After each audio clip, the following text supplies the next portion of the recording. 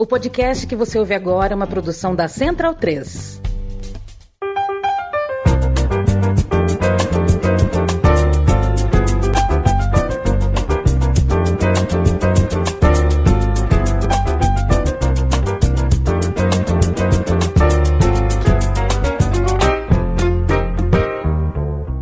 Alô, galera ligada no podcast Meio Campo, parceria de longa data aqui da casa com o trio Ternura de outrora. E para quem acompanha na versão podcast, temos a introdução com a música Meio de Campo, né? A versão instrumental da Elis Regina, que hoje estaria completando 80 anos, né? E fica já a recomendação do podcast Travessia, que fala aí, né, sobre os 80 anos de nascimento da Pimentinha, que no final de semana ficou triste no Rio Grande do Sul, mas feliz em São Paulo. A gente vai falar dos estaduais mais adiante, porque Bonsa, dá para falar assim, né, guardadas as devidas proporções, que a Copa da Liga é o estadual da Inglaterra? Boa tarde. Tem essa história. Assim, tem no sentido de que talvez seja todos os títulos que são disputados na Inglaterra, dos de primeira divisão, é o menos importante, né, dos 4. Considerando o Campeonato Inglês, Copa da Inglaterra, competições europeias e a Copa da Liga. E você pode fazer esse paralelo com o Brasil, que, né, de todos que um clube de primeira divisão disputa, talvez o estadual seja o menos importante. Mas são, né, campeonatos de naturezas muito diferentes, né? A Copa da Liga foi criada nos anos 60 para, como meio que uma contrapartida quando começaram a transmitir jogos, né? Porque a galera tava com medo de perder dinheiro de bilheteria por causa da transmissão de jogos, que sempre foi algo que, meio que um mito, né? Assim, que foi perpetuado durante anos e anos de gerência de clube de futebol. Você tem uma torcida de, sei lá, 8 milhões de pessoas, está com medo de não conseguir levar 30 mil para o estádio, se você conseguir transmitir jogo, né? Mas enfim, e tá aí até hoje, mas é meio que um corpo estranho no calendário do futebol inglês. Mas no último fim de semana ganhou uma importância muito grande, né? Porque foi uma das melhores histórias da temporada europeia. Leandro Stein, devidamente trajado aí com a camisa dos Magpies. Não é aquela clássica, né, da Newcastle Brown Ale. Essa aí que tá na lista de desejo de colecionador de camisa, mas valeu a intenção aí para comemorar, né, a quebra de um jejum de, se você pensar, né, nos diversos jejuns, né, do Newcastle, todos eles passam aí de 4 décadas, né? Facilmente, porque o último título foi a antiga Taça das Feiras, né? Que depois viria a ser a Copa da UEFA e hoje a Liga Europa, e não conquistava um título, né, de primeira prateleira desde 1955 com a Copa da Inglaterra, né, Stein? É uma conquista muito bacana do Newcastle, né? E em por diferentes motivos. Um é pela representatividade do Newcastle, né? O Newcastle, tudo bem que na Inglaterra basicamente todos os clubes são tradicionais, mas o Newcastle, além de ter essa tradição, ele é um clube muito expressivo também por sua torcida, né? Pela maneira apaixonada como a torcida se porta, pelo caráter regional muito forte ali no nordeste da Inglaterra, né? Uma região até vista com certo preconceito, uma região que tem um caráter de serem trabalhadores, né? Operários, especialmente ligados às minas, então tem toda esse caldeirão cultural muito específico ao redor do Newcastle, né? Também ao redor do Sunderland, né? Até uma rivalidade bastante acentuada entre os dois clubes. E o Newcastle é um clube que tem momentos importantes ao longo da sua história, né? Se a gente considerar, especialmente ali no início do século passado, teve títulos importantes no campeonato inglês. O último título no campeonato inglês depois foi em 27, né? E aí A Copa da Inglaterra validou outro período forte do Newcastle ali entre 51 e 55, porque a gente fala muito do título de 55, né, que foi o último título doméstico do Newcastle, mas o Newcastle conquistou 3 títulos naquele período, em 51, 52 e 55, com figuras muito importantes do futebol inglês, né, o Jack Milburn, né, uma lenda do Newcastle, o cara que tem estátua no estádio, assim, um jogador gigantesco no início dos anos 50 para o futebol inglês. E a própria história do Jorge Robledo, né, o chileno, que também tem uma ligação muito importante. O Newcastle, nesse pós-55, teve times expressivos, conquistou a Copa das Cidades com Feiras, que não é considerado oficialmente pela UEFA, mas é o torneio precursor da Copa da UEFA e tem conquistas importantes, né? Times importantes que levaram esse título ali nos anos 60 até que ocorresse a transição para a transformação em Copa da UEFA de fato. E o Newcastle teve ídolos, teve títulos, teve momentos importantes, sobretudo na virada dos anos 90 para os anos 2000, né, em que disputou a Premier League, de fato buscou o título, teve 2 vice-campeonatos, teve uma perda de uma conquista inexplicável, né, quando leva a virada de 12 pontos em relação ao Manchester United. Era um time também muito interessante do Newcastle, liderado pelo Shearer, que é torcedor do clube, que, enfim, chegou no clube para o ápice da carreira, né, ele que já tinha tido passagens importantes pelo Southampton e pelo Blackburn e vira uma sumidade, a gente viu a importância dele nas arquibancadas, Kevin Keegan também. Então o Newcastle teve esses períodos importantes em que bateu na trave, sobretudo nessa virada. Depois disso, especialmente na virada da década passada, foram períodos mais penosos para o Newcastle, porque aí foi um time que passou a conviver com a incerteza, né, em relação à primeira, segunda divisão, um time que viveu momentos de ioiô. E aí é importante dizer que, embora a Copa da Liga tenha são 70 anos sem títulos de elite domésticos, mas o Newcastle conquistou a segunda divisão, né, conquistou 4 vezes a segunda divisão nesse período desde 55, inclusive em 2010 e em 2017, né, 2017 com o Rafa Benítez, no momento de tentativa de restabelecer o Newcastle, mas era um clube muito aquém da sua grandeza, muito aquém da sua história, até da sua história recente, e que sofria com o Mike Ashley, né, que era aqueles casos, acho que o mais clássico de um dono de clube que renega a torcida, que vira as costas para ídolos, que assim, vários personagens históricos do Newcastle foram menosprezados pelo Mike Ashley, né, acho que o caso mais vil é o do Jonas Gutierrez, que não teve o apoio quando se recuperou do câncer, salvou o Newcastle do rebaixamento e depois foi descartado pelo clube.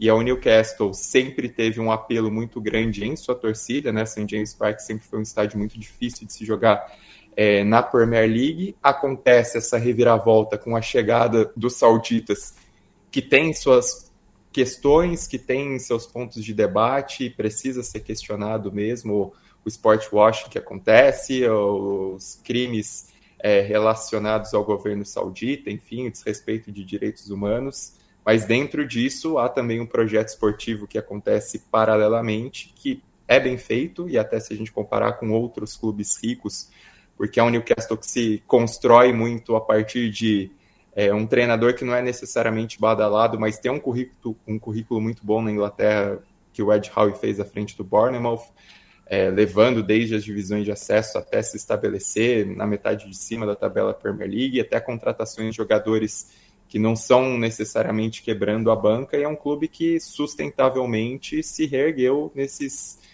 últimos 2-3 anos, né, de um time que estava ameaçado de rebaixamento, conseguiu escapar, tinha chegado a outra final de Copa da Liga, se classificou à Champions League, e agora encerra esse jejum que é uma catarse, né? É tão simbólico por, enfim, terminar esse período de espera, gerações que não viram conquista de título, é muito bacana. E aí, até só para passar a bola, um personagem, para mim, é muito representativo nisso, que é o Dan Burn, né?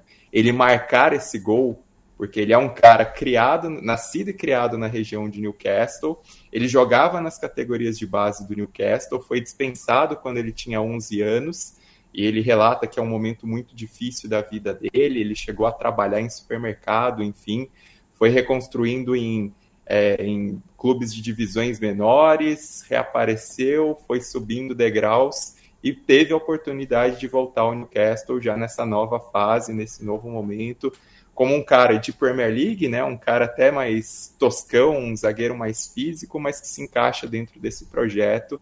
E aí, assim, a imagem dele comemorando, vibrando, porque é um cara da casa e tem essa identificação com a torcida, acabou sendo bem bonito, né? Uma coisa que eu gostei bastante da transmissão foi que eles focaram muito nos ídolos presentes nas arquibancadas, né? O Shearer toda hora aparecia, enfim, isso foi bem bacana, assim, eles humanizaram essa conquista do Newcastle e é o lado mais legal dessa conquista, né? É o lado humano, porque é um clube muito caloroso, até para os padrões ingleses, e que encerra esse período de uma maneira importante, quem sabe, para dar passos ainda maiores, né? Uma conquista que parece que pode ajudar o Newcastle a buscar outros horizontes, e aí até pensando, por exemplo, em Liga Europa, que se o Newcastle conquistasse também seria bastante significativo, voltar a disputar com frequência as competições continentais, e o Newcastle parece hoje um clube pronto a se estabelecer nesse, pelo menos no top 6, top 7 da Premier League, para manter essa bonança atual. E fica a recomendação da carta, né, que o pai do Dan Burn escreveu, né, na final anterior, né, que perdeu para o Manchester United há 2 temporadas. Muito emocionante também. E, bom, se eu queria perguntar para você sobre outro personagem dessa conquista, né, que é o Ed Howe, né, que é um cara que foi criado, né, no sul da Inglaterra, né, tanto pessoalmente quanto futebolisticamente, né, e o Stein até citou, né, essa questão com o Mike Ashley, né, que a torcida tinha essa suspeita, né, por ser um cara ali da região de Londres, enfim, que não ligava muito para o clube, mas o Ed Howe, mesmo sendo um sulista, foi abraçado aí pelo povo do Nordeste da Inglaterra. Foi. O Dan Burn, inclusive, dispensado no Natal, né? E assim, se você for escolher uma data para dispensar crianças de 11 anos das suas categorias de base, espera passar o Natal, pelo menos, né? Tipo, no geral, assim. Essa história do Newcastle, ela é interessante porque ela subverte muitas expectativas, né? Porque quando chega a Arábia Saudita, e para todos os efeitos a dona mais rica de um clube de futebol do mundo, né? Quando você pensa que o poder de investimento que tem o Fundo Soberano da Arábia Saudita, a expectativa tinha montagem do Mbappé com a camisa do Newcastle. E eu acho que não só, eu acho que não existe uma vontade política da Arábia Saudita de fazer esse tipo de projeto no Newcastle, mas eu acho que o futebol, por vias tortas, meio que aos trancos e barrancos, conseguiu criar regras para impedir esse tipo de ascensão de, 2 anos, que foi o Manchester City, que foi o Chelsea, que foi o Paris Saint-Germain, né? As regras de sustentabilidade, o fair play financeiro, todas essas coisas, eles deram uma travada no poder de investimento do Newcastle. O que a Arábia Saudita fez com o Newcastle foi colocá-lo no jogo. O Newcastle é um clube que tem toda essa estrutura que o Stein explicou muito bem, de torcida, de representatividade, de ser um clube muito, muito importante, provavelmente mais importante da região dele, história, camisa, tudo isso. E era para o Newcastle, mesmo durante o período do Mike Ashley, para ser um clube que briga na parte de cima da tabela, que briga ali, G6, G7, briga com o Big Six, encaixa uma temporada de Everton e termina em 4º. Só que o Mike Ashley tirou o Newcastle dessa briga. Ele não estava interessado em ser um clube competitivo. Durante toda a propriedade do Mike Ashley, o Newcastle estava trabalhando abaixo das suas capacidades financeiras.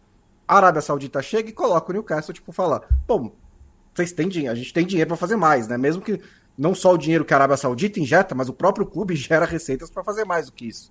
E aí coloca em pé de igualdade com o Aston Villa, com agora o Nottingham Forest, com esses clubes do segundo escalão da Premier League.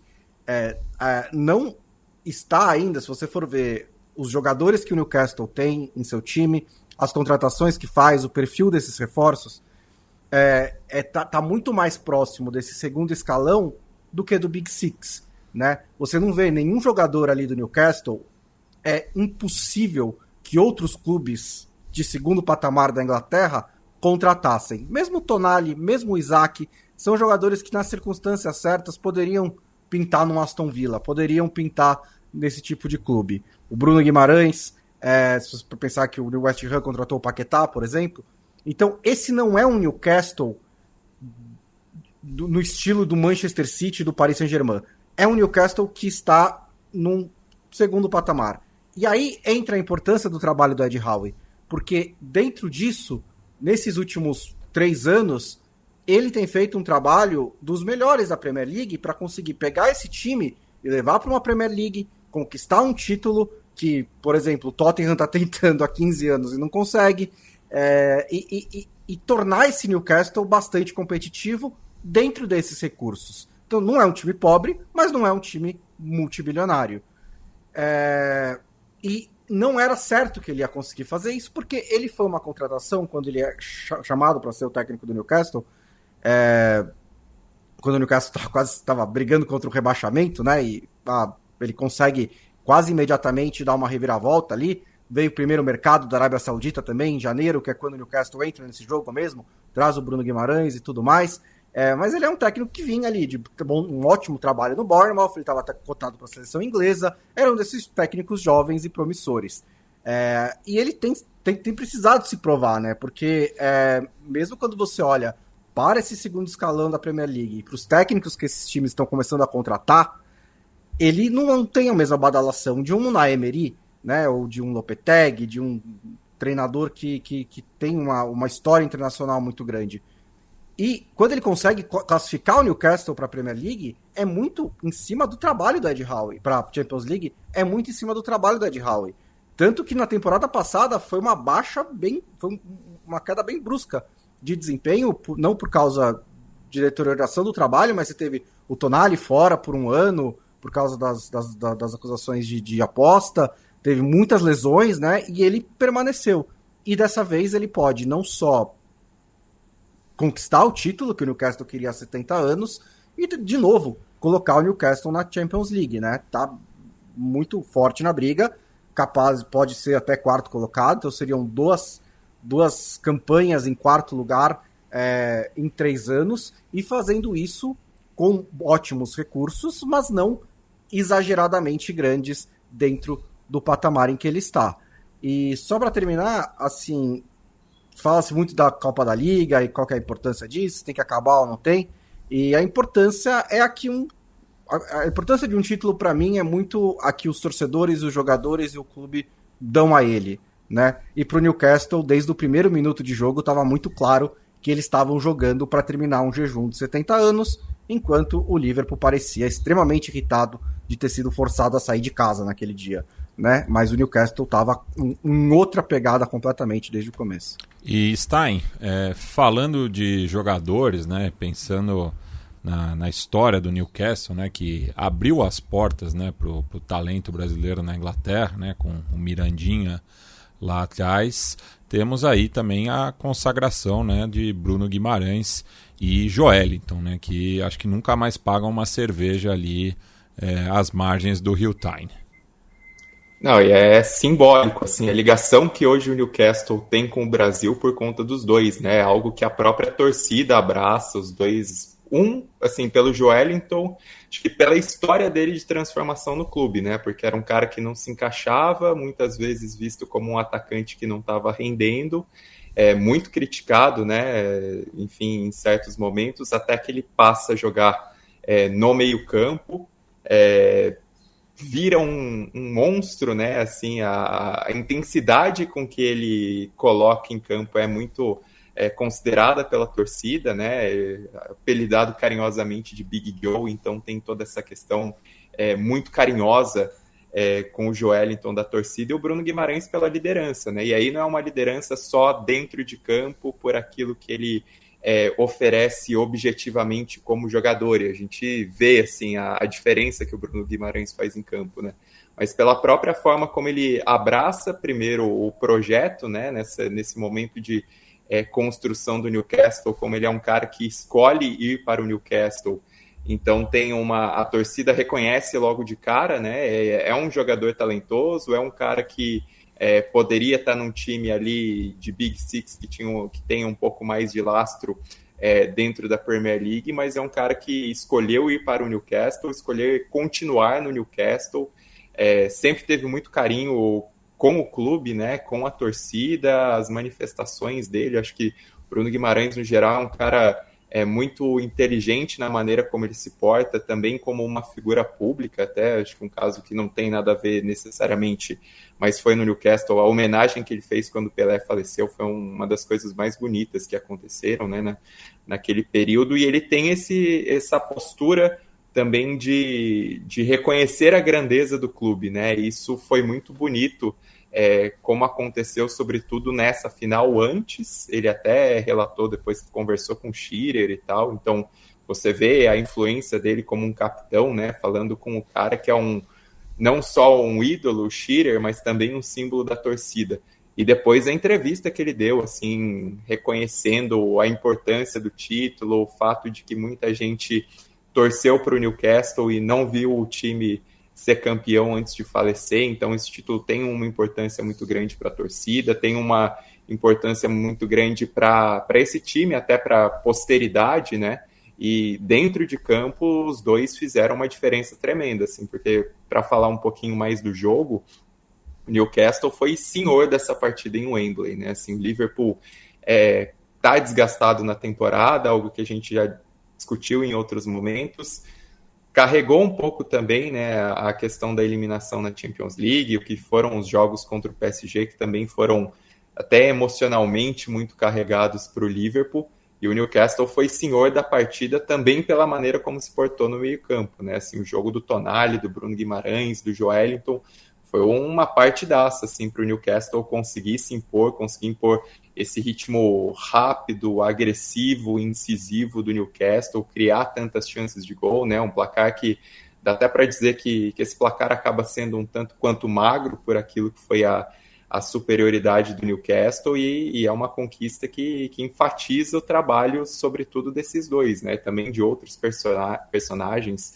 O Isaac, que é um cara que é um talento tremendo, né? Acho que como centroavante, são poucos centroavantes que a gente vê hoje tão completos e tão técnicos quanto o Isaac. É um achado do Newcastle também nesse investimento de caras que são bons, mas não são necessariamente estrelões. O Isaac, ele preenche muito bem essa característica no ataque, né? Ou se a gente falar também do Pope, que fez um milagre, era um dos melhores goleiros da Inglaterra já há algum tempo e fez uma diferença tremenda, então tudo conflui para o reconhecimento do Newcastle, né? E aí, só para entrar em dois pontos também, um é sobre essa questão da Copa da Liga, né? De ser visto ou não ser visto como uma importância de título e tal, e acho que a Copa da Liga ela acabou se desvalorizando um pouco nos últimos anos, no sentido de que os campeões da Copa da Liga acabaram sendo quase sempre o Big Six, né? O último campeão fora de Big Six foi o Swansea, em 2013, que era aquele time, o Swanselona, que tocava tão bem a bola, e ganhou do Bradford numa final um tanto quanto inusitada. Mas desde então os campeões foram sempre Manchester City, Chelsea, Liverpool, Manchester United, e o campeão da Copa da Liga ou era visto como um time que era um título menor dentro do que estava fazendo numa temporada muito boa, ganhando Premier League, enfim, ou era um título de consolação para um time que não estava tão bem, né? Então, tem essa questão de depreciou a Copa da Liga, mas o Newcastle valoriza por conta, enfim, de... Pode falar, Bons. Não, só sobre esse ponto da Copa da Liga, o que acontece muito é que a Copa da Liga, ela, obviamente, é menos importante para o Big Six, mas ela seria para o resto da tabela, né? Porque é uma chance, aproveita que o Big Six não está tão interessado e tenta ganhar. Só que como ela começa no começo da Premier League, tem muito time que fica com medo de colocar o time para valer quando ainda não sabe se vai estar brigando contra o rebaixamento ou não, e também poupa nas primeiras rodadas da Copa da Liga. E aí acaba que, assim, se tá todo mundo poupando, o Big Six ainda vai, né, acabar chegando mais longe. E assim, tem toda a questão de diferença financeira também, né? Porque o fato de ser um título disputado a final em março também faz com que os times do Big Six, quando chegam na final, eles estão com gás maior, geralmente, né? Eles dão uma importância maior. Então, assim, se a gente for pegar as últimas finais também, teve a Sunderland, Southampton, Aston Villa, próprio Tottenham e o Newcastle chegaram a finais, mas não conseguiram competir. Então, até essa maneira como o Newcastle se portou contra o Liverpool, que vai ser campeão da Premier League, que pode não estar no melhor momento, mas é uma equipe com méritos e tem um elenco superior ao do Newcastle, tudo isso valoriza. E o próprio fato do Ed Howe, e aí é uma estatística que quando eu vi, meio que deu uma explosão na minha mente, porque foi apenas o terceiro técnico inglês a ganhar um desses títulos de elite da Inglaterra desde a virada do século. Eram 17 anos desde que o Redknapp ganhou. O Harry Redknapp tinha ganhado a Copa da Inglaterra com o Portsmouth, e além dos dois, né, do Ed Howe e do Redknapp, o outro técnico inglês que ganhou um desses títulos de elite neste século foi o Steve McClaren, que ganhou em 2004 a Copa da Liga com o Middlesbrough. Então a gente vê também como é um fato raro. Obviamente mostra esse perfil de nacionalidade dos treinadores, né? E assim, mesmo antes, já teve sucesso de treinador norte-irlandês, treinador escocês, enfim, que também fazem bons trabalhos na Inglaterra, mas é meio assustador, né? Você pensar que neste século, em 25 anos, é só o terceiro título de um treinador inglês, somando Premier League, Copa da Inglaterra e Copa da Liga. E, Bonsa, fazendo um resumo também da rodada da Premier League nesse final de semana, tivemos, né, uma vitória importante do Arsenal diante do Chelsea, que ainda sonha, né, mas tá muito distante do Liverpool, né, que agora só tem a Premier League em jogo. Só tem a Premier League. Acho que também falar um pouquinho do lado do derrotado dessa final, né? Porque a temporada começou tão bem pro Liverpool que pensar que só vai ganhar a Premier League, né? É só a segunda em 30 anos, então ainda acho que é bastante coisa pro Liverpool, mas claramente uma coisa que eu pensei muito vendo esse jogo é que quando o Liverpool estava ganhando várias partidas seguidas, a gente apontava a diferença do time do Klopp pro Arne Slot, né? Que do Arne Slot jogava uma rotação um pouquinho mais baixa, um pouquinho mais no controle. Esse é o lado ruim disso, né? Porque mesmo quando o time do Klopp estava cansado e estava esgotado, como é um dos motivos, não é o único, mas foi um dos motivos, né? Depois dos dois jogos contra o Paris Saint-Germain. O piso era um pouquinho maior, né? Era um time que pelo menos tentava mais, né? O cansaço era visto no voltar para contra-ataque, lapsos de concentração, coisas assim. Esse eu vi um livro apático, era um time só que não estava muito afim de estar lá, que não estava conseguindo fazer o seu jogo. Acho que um pouquinho preocupante que não é a primeira vez que o Salah tem um começo de temporada explosivo e mais ou menos nessa época começa a cair de rendimento. Isso já tem acontecido também em outros jogos, em outras temporadas. E é incrível como alguns jogos mudam a percepção que você tem sobre um elenco, né? Agora parece que o Liverpool não tem centroavante.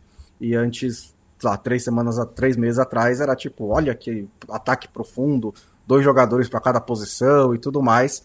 Mas o Darwin Núñez já assim, sem entrar em brincadeiras nem nada, mas assim, a confiança da torcida com ele, do técnico com ele, dele com outras coisas. Eu acho que seria bom para todo mundo se ele saísse de Anfield. E o Diogo Jota também não está conseguindo, né? Quando ele está bem fisicamente, ele é uma formiguinha, ele está correndo em todo lugar, ele está criando jogadas o tempo todo.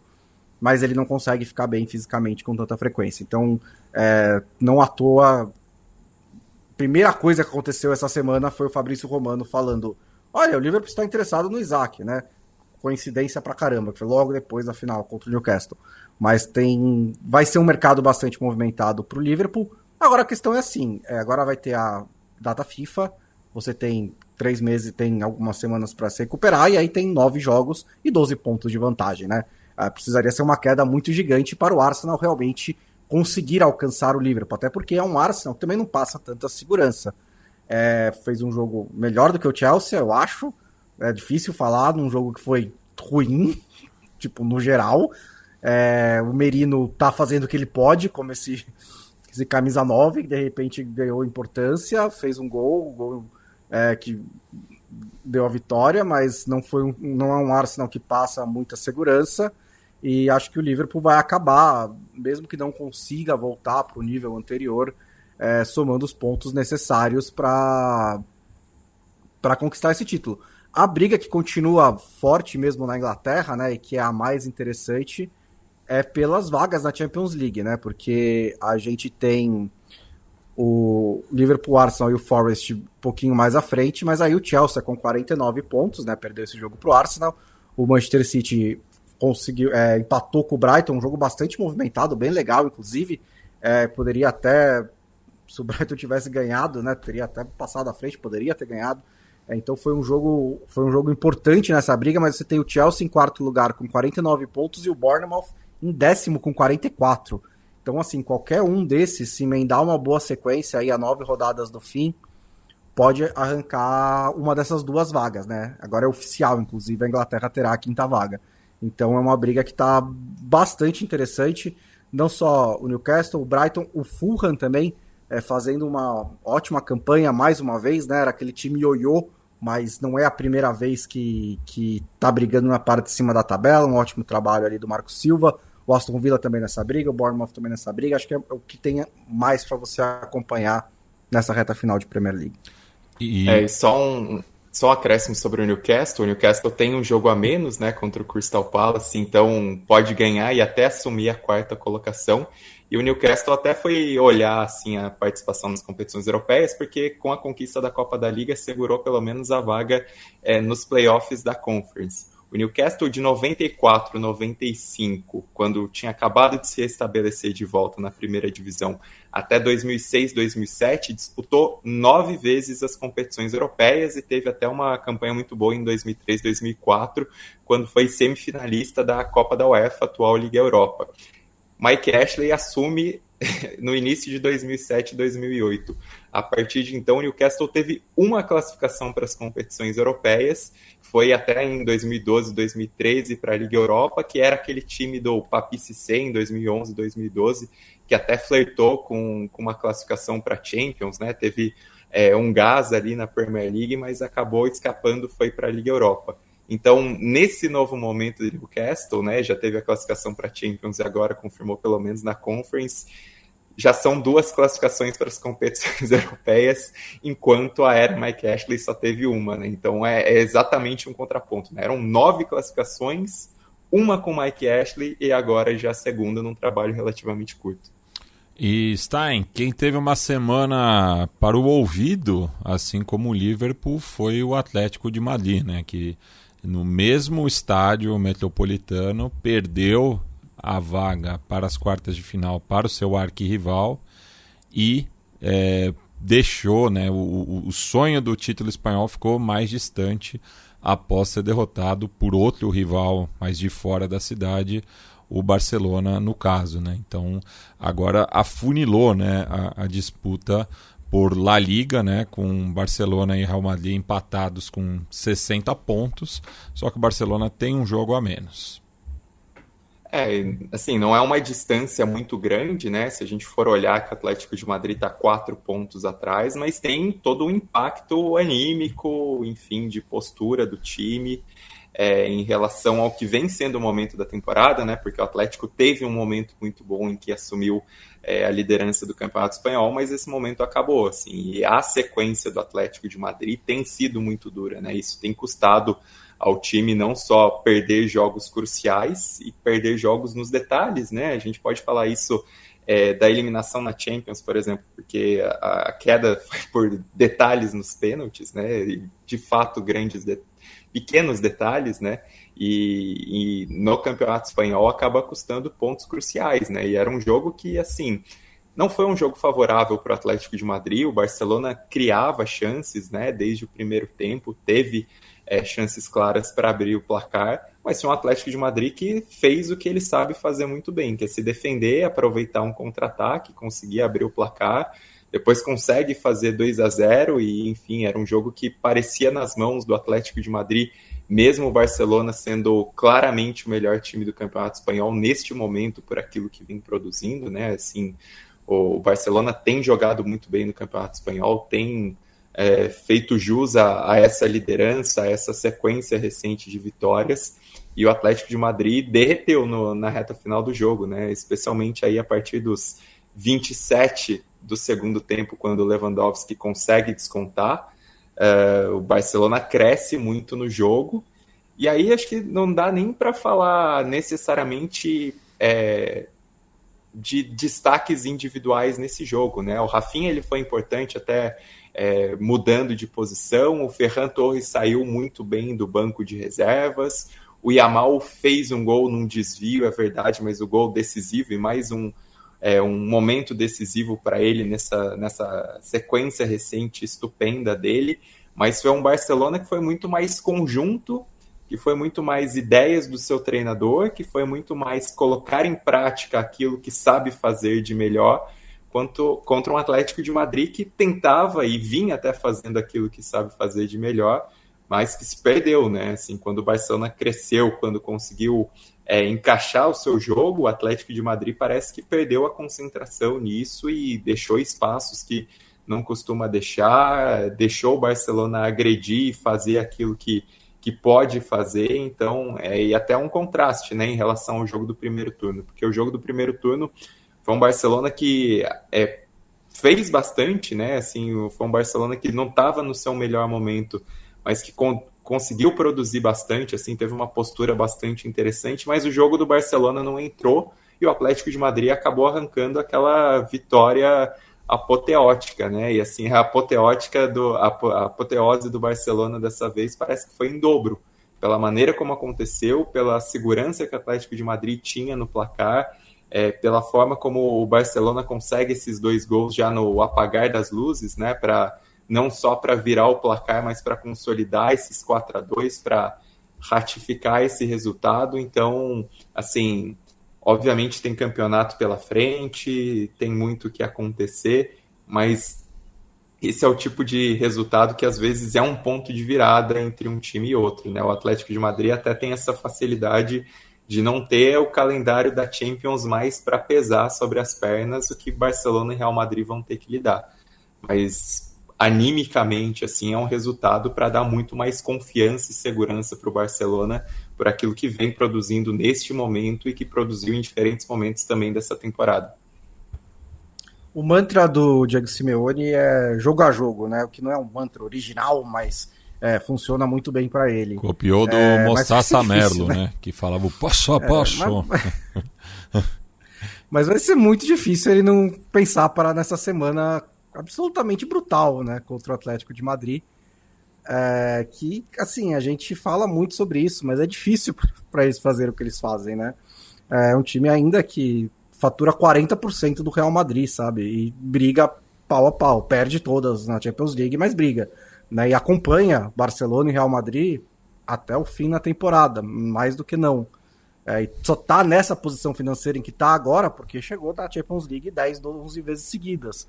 Então tem tudo isso. Foi só a primeira vez que o Atlético de Madrid do Simeone perdeu depois de abrir 2-0, né? 2 gols de vantagem. Isso é muito representativo também, de que é um time que simplesmente não deixa isso acontecer. Mas aconteceu, né? É um gol 25 segundos depois da saída de bola, o Atlético de Madrid nem toca na bola depois de fazer o segundo gol.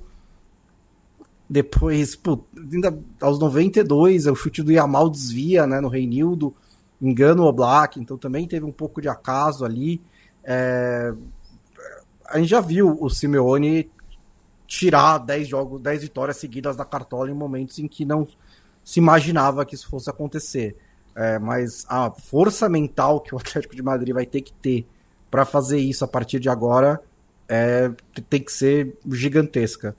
No lado do Barcelona, talvez a gente esteja acompanhando, eu acho que a gente está acompanhando a subida de patamar do Lamine Yamal, né? Porque A cada jogo assim, eu tô vendo o cara mais confiante, ganhando mais recursos, cada vez melhor, né? Um jogador que ainda é muito, muito jovem, né? Impressionante a idade dele e o que ele já tá fazendo, mas acho que a gente tá num momento ali de virada do Lamine Yamal que talvez se traduza numa campanha marcante na Champions League ou algo assim.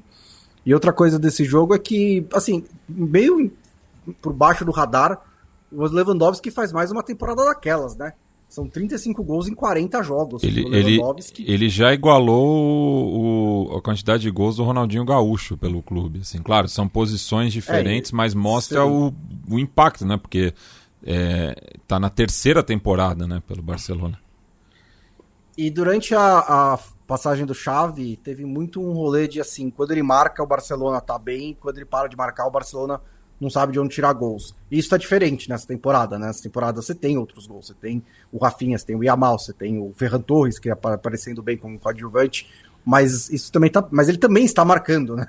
Tá marcando muito. Inclusive ele marcou 6 vezes nas últimas 7 rodadas de La Liga e 35 gols em 40 jogos, considerando que ainda vai ter mais uns, 15 pela frente. Ele pode bater perto de uma daquelas temporadas que ele teve tantas e tantas vezes pelo Bayern de Munique. Só para fechar rapidinho o Campeonato Espanhol, o Real Madrid ganhou um jogo difícil, né? Isso precisa ser ressaltado porque o Villarreal faz uma temporada muito boa. O trabalho do Marcelino Garcia Toral é bastante positivo, né, à frente do Villarreal, e foi um jogo difícil que o Real Madrid teve que buscar o resultado, que sofreu pressão, o Villarreal produziu bastante, até uma questão física mesmo de cansaço do Real Madrid.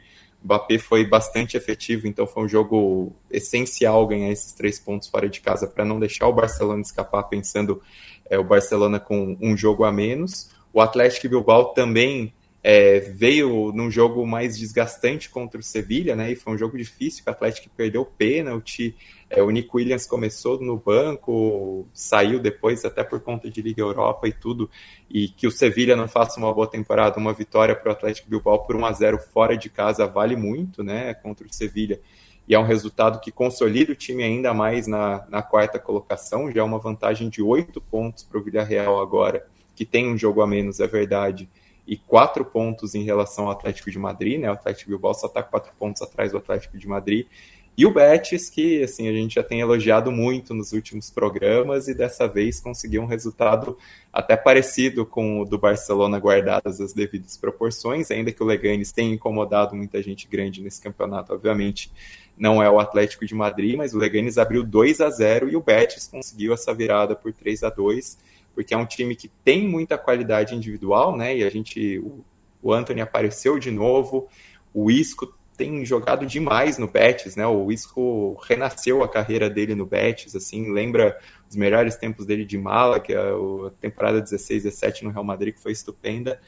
E outros caras, né? Bakambu dessa vez apareceu também, tem feito partidas importantes, tinha toda a questão do Bakambu com o Vitor Roque, enfim, o Bakambu tem entregado, já é um cara mais veteranão, o Coutinho marcou o gol decisivo nesse jogo, então o Betis com 44 pontos encosta no Villarreal, né, tem um jogo a mais o Betis, mas é um time que tá com cara aí de talvez beliscar essa vaga na Champions com a disputa particular, sobretudo com o Villarreal, ou até de chegar, fazer uma final de Conference, fazer uma campanha histórica na Conference, que é algo que dá pé, né? O trabalho do Betis há muito tempo é bastante qualificado com o Manuel Pellegrini, muitas vezes não entregou em campo aquilo que poderia entregar, e agora tem superado todas as expectativas.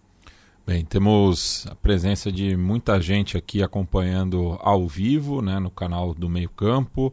Meu xará Matias Rodrigues Botelho, que nos escreve lá de Belo Horizonte, pergunta a Alan Shearer ou Jardel. Eu fico com Jardel, né, várias vezes chuteira de ouro na Europa. O Oscar Oliveira, que é apoiador do Meio Campo, escreve direto de New Haven, em Connecticut. E manda aqui um viva ao gamão do povo no DF, há um jogo de voltar a ter calendário. O Roger Lima manda um olá, queridos. Diego Emanuel diz que o YouTube não está mandando mais notificação de que começou a live, temos que ver isso. Matheus Cremonese, outro apoiador do Meio Campo, manda um salve. Bom programa e boa semana. Que falta faz Elis. Assim como o Giovanni Lima Montenegro, que diz que cresceu ouvindo Elis Regina através dos pais dele, ou seja, como os nossos pais. Grande referência, abraços a todos. O FP, outro apoiador, manda boa noite aqui da Inglaterra, galera. E diz que a galera do Liverpool ficou chateada por aqui. Por que será? Cecília Madeira, também apoiadora, manda um boa tarde. Aliás, ontem na ocupação 9 de julho, encontrei com uma ouvinte nossa também, a Camila Cavalieri, que é amiga da minha namorada, então fica um abraço para ela também. O Wanderson Santos manda um salve ao Meio Campo na escuta, ao vivo sempre que possível, direto de Passo Fundo, ali no Planalto Médio do Rio Grande do Sul. Josenilson Vinícius manda boa tarde a todos. Vinícius Iglesias diz que felizmente conseguindo acompanhar ao vivo, vida longa ao Meio Campo. O Diego Emanuel pergunta Martin Daly ou Alexander Isak. Essa é boa, hein? Eu fico com o Isaac, mas gostava do Dahlin também. O Luciano Rosário pergunta aqui, né? Diante do sucesso do Newcastle e City, o Tottenham deveria procurar sua mina de ouro, petrodólar, igual aos novos milionários? Cara, se um árabe comprar o Tottenham, eu acho que seca os poços, assim, de petróleo. Então, melhor deixar quieto, né?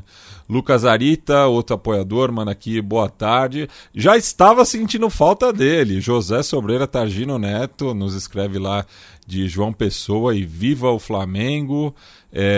O Gabriel Broto, né, se tornou um novo membro aqui do canal, então agradecemos aí pela confiança. Wagner Cavalcante, outro apoiador, manda aqui um boa tarde. Fernando Celoto, ouvinte de longa data da Central 3, amigo do Luiz Thunderbird, diz que em 1998 assistiu em Londres um QPR contra Newcastle, com Mirandinha jogando pelo time do norte da Inglaterra. E acompanhou a história, né? O K Sports pergunta Apodi ou Puma Rodrigues. Eu fico com o lateral nordestino. Quem mais aqui? Júlio Furtado, Giovanni Elber ou Harry Kane? Mas eu prefiro o Elber. Enfim, bastante gente. Aqui, mais um torcedor do Gama, o Varley Oder.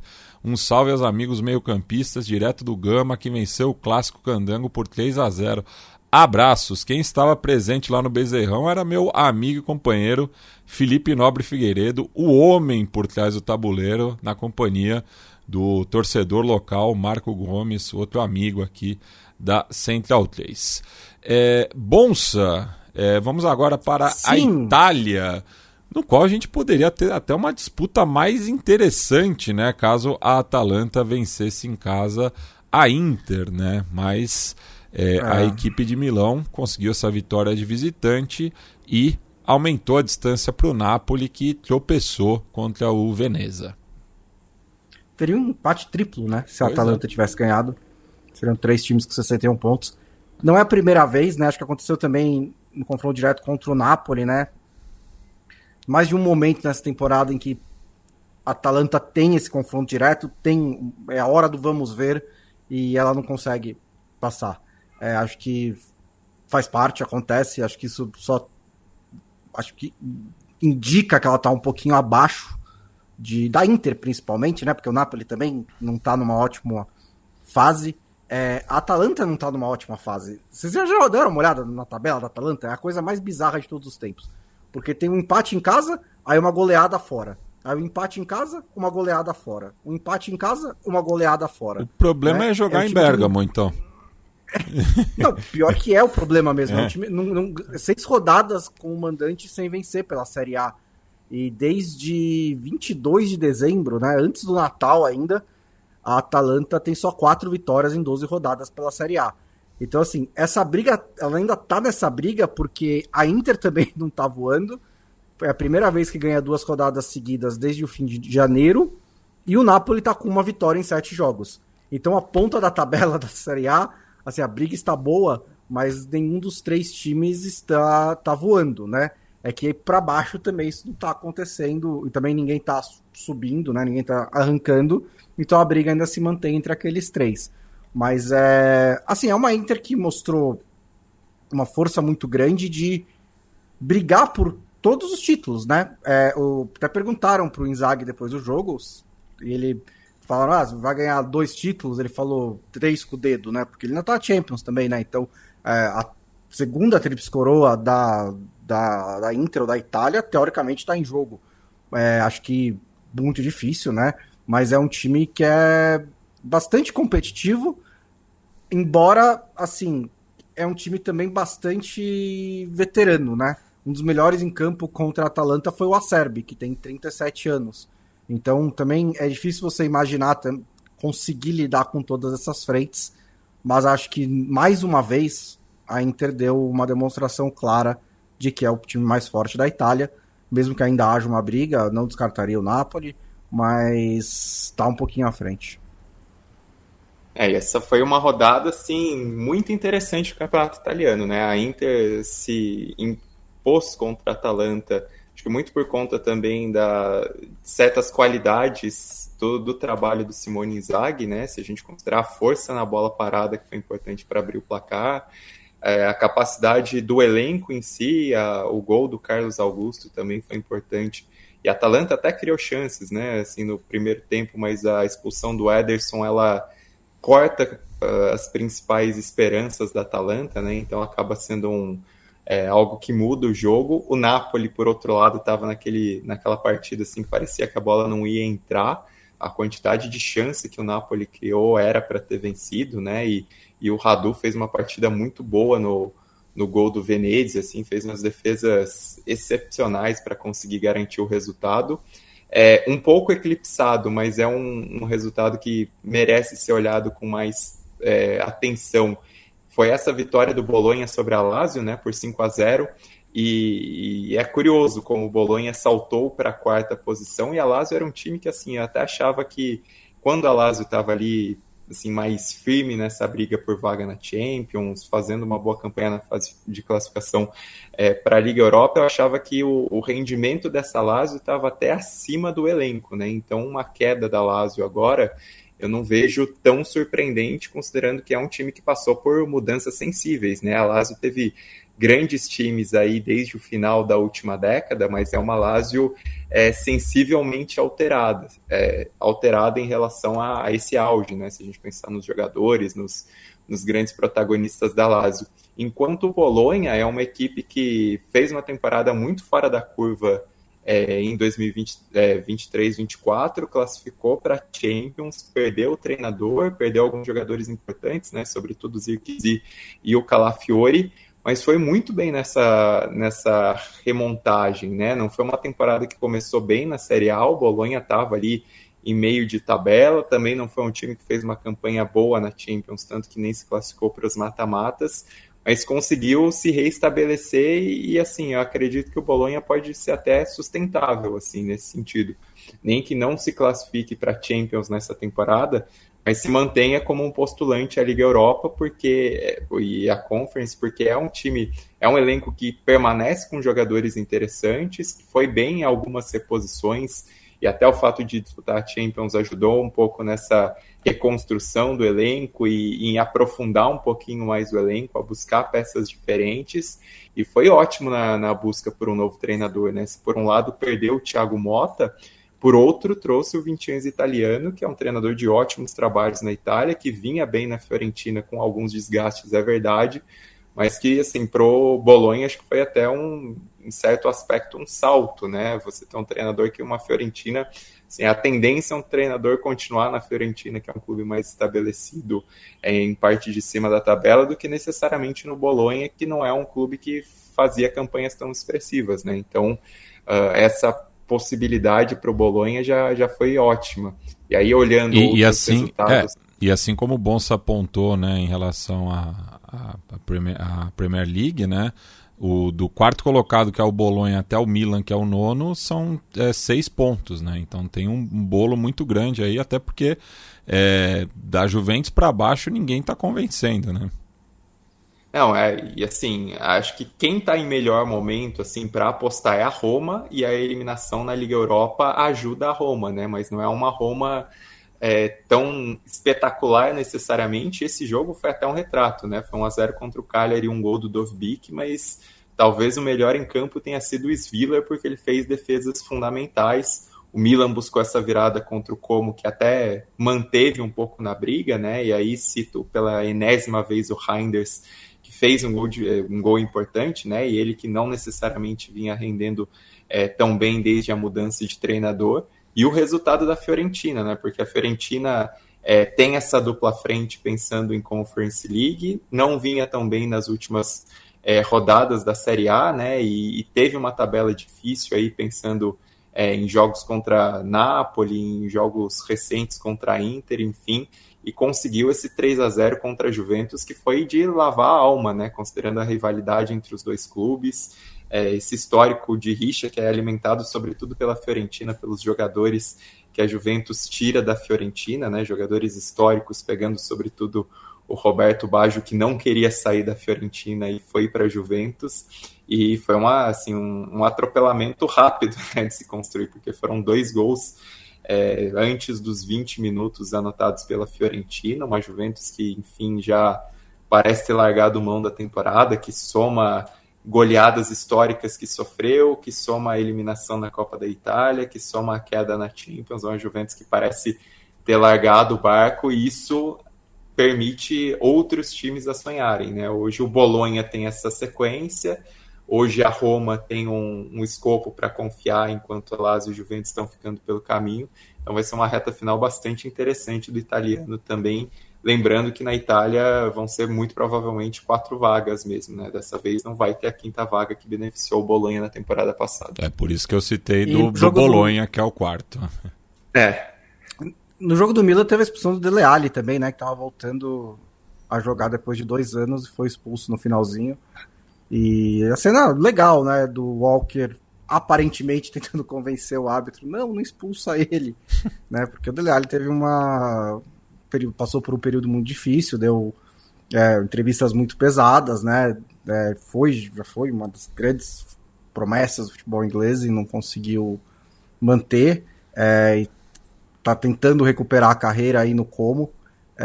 Ele depois no Instagram lidou de boa com a questão, até brincou, esperava anunciar meu retorno com um gol, né? Mas já que é assim, mas foi uma das histórias também dessa rodada da Série A, e achei legal da parte do Walker, se era isso mesmo que ele tá tentando fazer, falar tipo, pô, cara, até porque eu não tive tanta certeza assim, será pra vermelho direto também, viu? Porque foi uma entrada pesada ali por trás, mas não foi necessariamente violenta, né?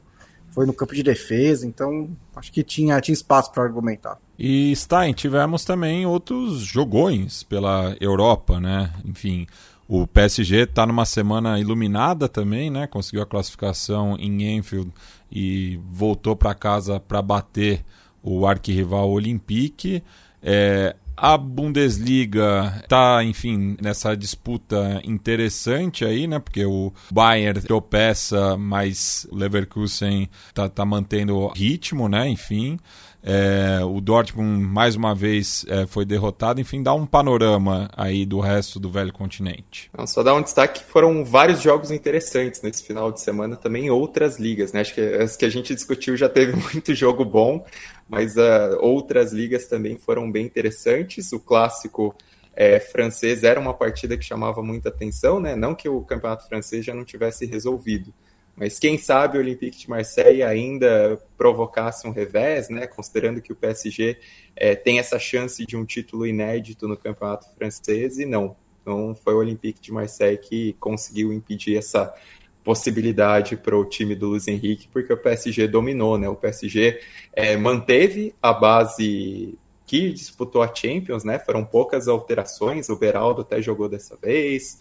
o Zaire Emery entrou, o Doué entrou no time, mas foi a base principal mesmo do time do PSG, e teve um domínio grande para construir essa vitória por 3-1, né? O Olympique de Marseille até descontou num erro ali do PSG, mas não foi uma grande partida. O PSG cada vez mais próximo de confirmar o título francês, o que não é uma novidade, mas essa possibilidade de um título invicto acho que ratifica ainda mais o que a gente vem falando sobre como esse trabalho do Luiz Henrique é diferente, né? E algo que a gente falava antes já de acontecer essa explosão na Champions, sobretudo no final da fase de liga.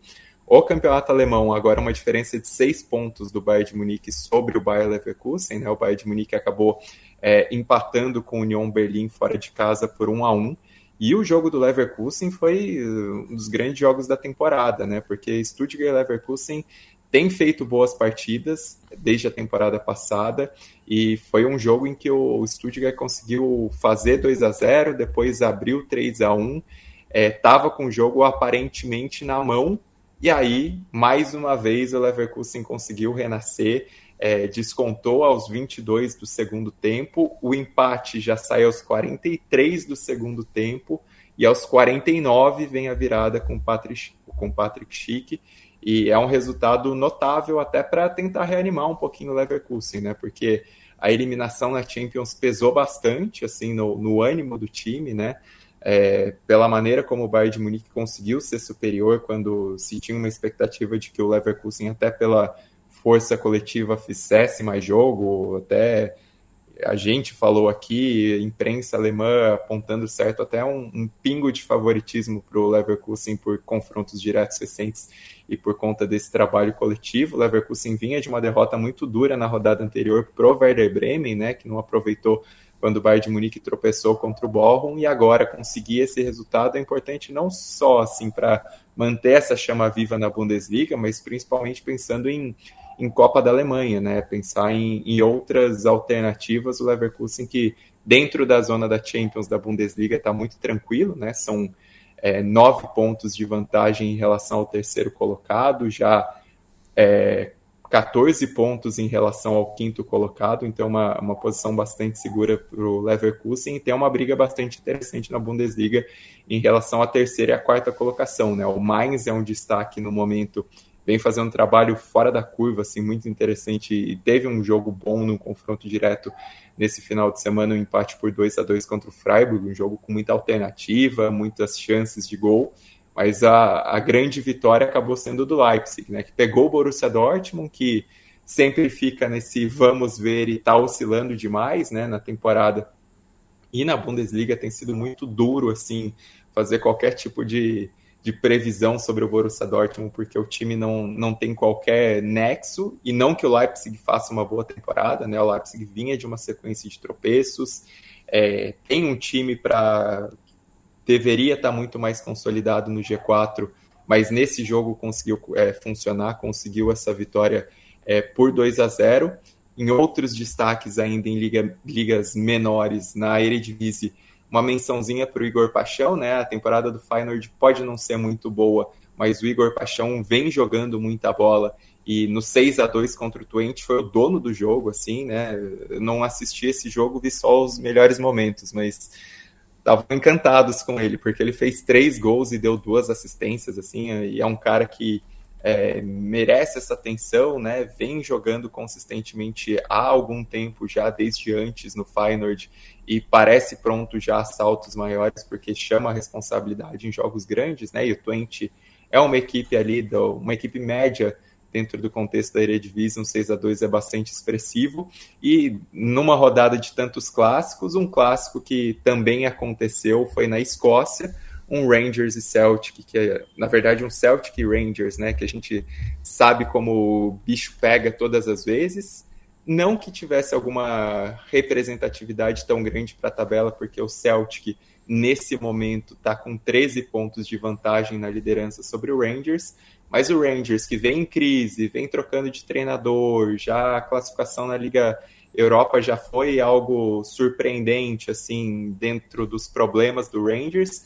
A equipe conseguiu ganhar por 3-2 em Parkhead, numa atmosfera tremenda, assim, numa atmosfera muito vibrante, conseguiu essa vitória por 3-2, num jogo em que o Rangers abre 2-0, cede o empate para o Celtic no segundo tempo, e aí aos 43 do segundo tempo sai esse gol do Rangers, diante da torcida do Celtic, com o Barry Ferguson de treinador, que é o interino, é um antigo capitão do Rangers, é um jogador muito simbólico ali na virada do século, que está conduzindo esse trabalho interino e tem conseguido vitórias muito expressivas, né? Essa no clássico, mas mesmo a classificação nos pênaltis contra o Fenerbahçe também foi bastante importante. Então, o resultado pro ânimo do Rangers é muito importante. E aí, num clima de provocação no final, de jogador do Rangers jogando água na torcida do Celtic, enfim.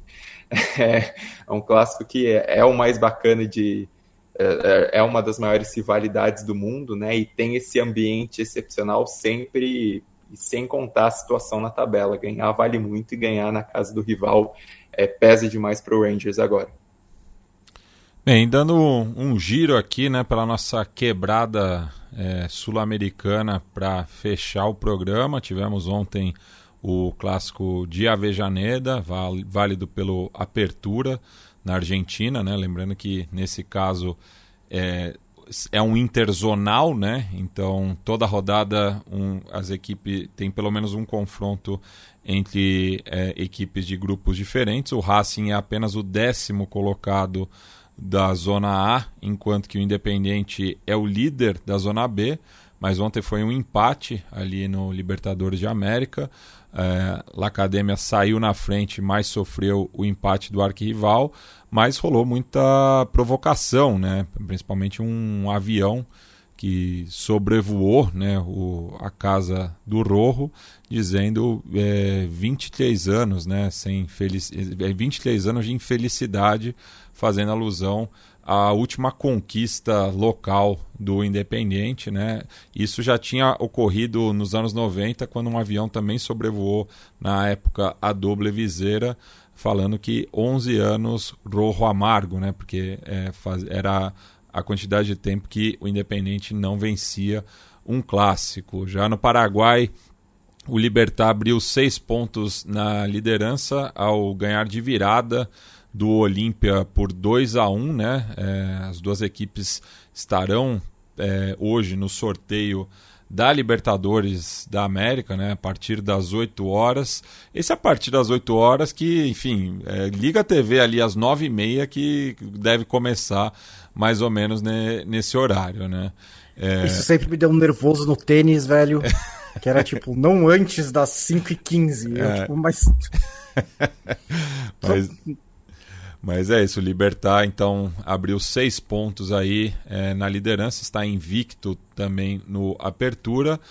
No Chile, o Iquique, que havia sido eliminado na semana passada na pré-Libertadores, sofreu uma goleada por 4-0 da então lanterna União Espanhola, e o jogo foi interrompido porque a barra brava da equipe nortenha invadiu o campo, né? O Iquique ainda não venceu, não pontuou, na verdade, né, no campeonato chileno. Agora é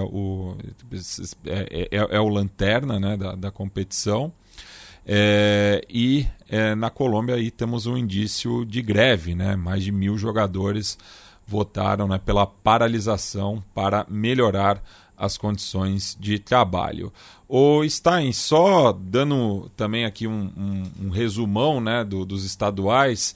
Infelizmente, esse ano a gente não teve aquele final de semana que tinha campeão em todos os principais campeonatos estaduais, né? O calendário esse ano está uma loucura. Então, pensando na Série A, né, a gente tem aí o Campeonato Gaúcho, Carioca, Mineiro encerrados, e temos ainda, né, o Paulista, o Baiano, o Cearense e o Pernambucano, faltando 1 ou 2 jogos para a gente saber quem é o campeão.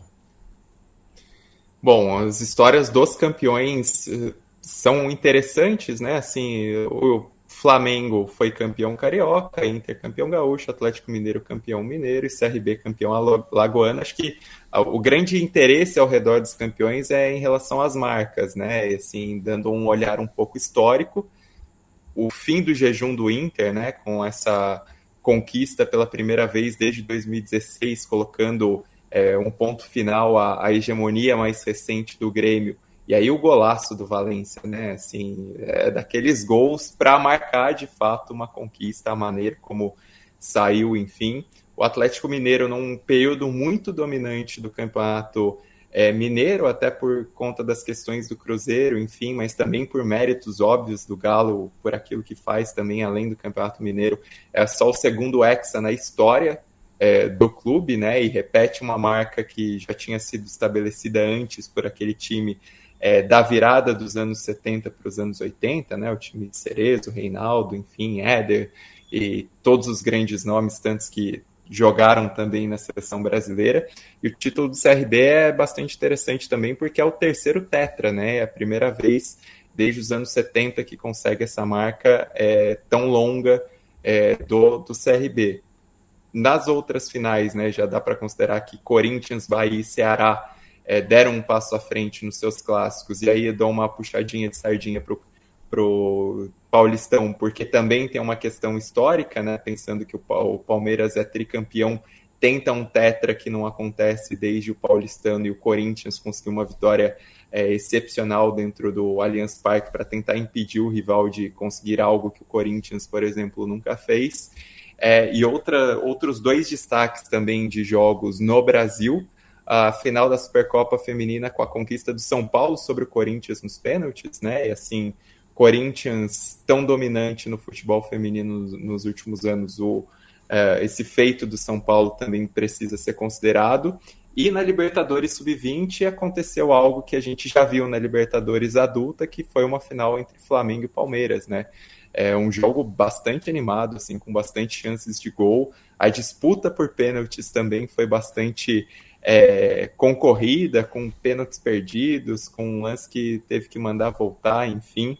E o Flamengo acabou se consagrando mais um título na Libertadores Sub-20, ganhou do Palmeiras. Enfim, uma Libertadores Sub-20 que vai acabar marcada, sobretudo, pelo caso de racismo contra o Luigi do Palmeiras. E, no fim das contas, o Flamengo acaba conquistando esse título num fim de semana de muitas taças distribuídas entre os clubes brasileiros. É isso, a gente volta na sexta-feira, né, para comentar aí comecinho de data FIFA a partir das 14 horas.